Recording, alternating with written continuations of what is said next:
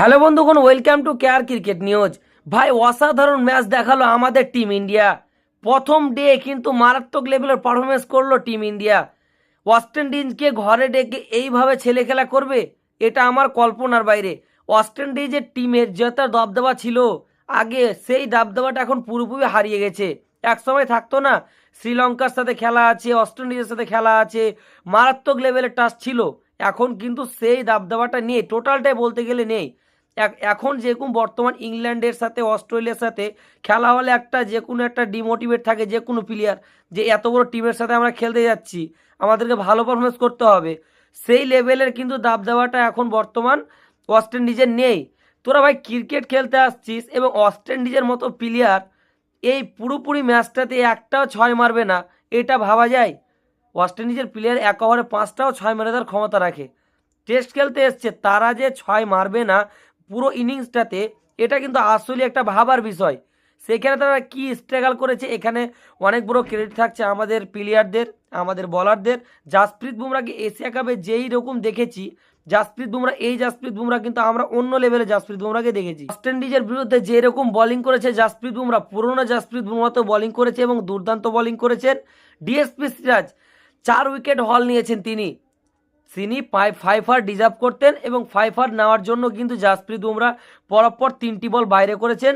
সে wicket পেল না, আমাদের কুলদীপ চাইনাম্যান বলার পেয়ে গেল, সেটা আলাদা কথা। কিন্তু চাইনাম্যান বলারকে দেখে কিন্তু ভাই আমারও কিন্তু হ্যাপি লেগেছে। তার কারণ সিলেক্টররা কীভাবে তাকে সিলেক্ট করে নিচ্ছে, তাকে ভাই বেঞ্চে বসিয়ে রেখে দিচ্ছে। তাকে যে খেলাতে হবে এই মাথায় কিন্তু আসছে না।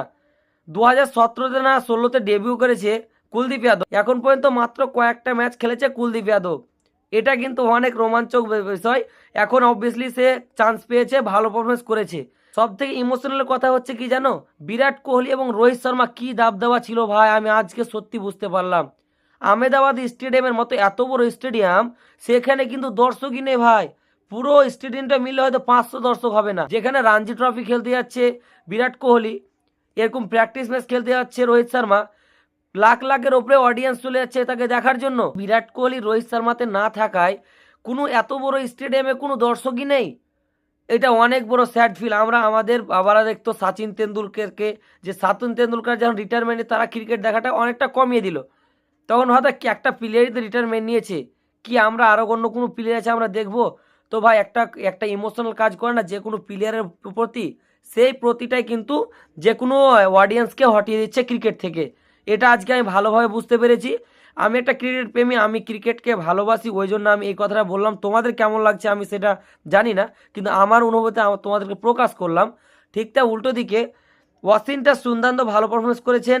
মোহাম্মদ সিরাজ কিন্তু 5 উইকেট ডিজার্ভ করতো এই ম্যাচটিতে।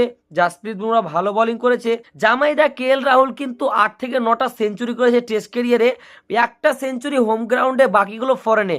ভাই কালকে কিন্তু জামাইদাকে সেঞ্চুরি করতে হবে, এটা আমি পার্সোনালি চাই। তোমাদের কি মূল্যবান মতামত কমেন্ট বক্সে লিখে জানাও। এসএসসি জাসকলকে সেঞ্চুরি করতে পারতো, আরও যদি ভালো খেলতে পারতো সে, এবং কেএল রাহুলকে সেঞ্চুরি করতে হবে, এটা আমি পার্সোনালি চাই। তোমাদের কি মূল্যবান মতামত কমেন্ট বক্সে লিখে জানাও। সব থেকে এখানে কখন লেগেছে জানো, আহমেদাবাদের মতো স্টেডিয়ামে মাত্র 500 জনসংখ্যাও হবে না, মাত্র 500 দর্শক হবে না খেলা দেখতে এসছে। আমি তখনই বুঝেছি বিরাট কোহলি এবং রোহিত শর্মা ক্রেজটা কী ছিল, দাবদাবাটা কী ছিল। সত্যি ভাই আমাকে সেই লেভেলের লেগেছে। ঠিকটা উল্টো দিকে রবিচন্দ্রন অশ্বিনকে ছাড়াই নিজের দেশে টেস্ট ক্রিকেটটা হচ্ছে। টেস্ট ক্রিকেট প্রেমী যারা আছে তারা কিন্তু অবভিয়াসলি তাকে রবিচন্দ্রন অশ্বিনকে মিস করেছে, আমিও মিস করেছি। তোমরা কি মিস করেছে কমেন্ট বক্সে লিখে জানাও। তো দেখা হচ্ছে নতুন কোনো ভিডিওতে, ততক্ষণ পর্যন্ত তোরা সব ভালো থেকো, ধন্যবাদ।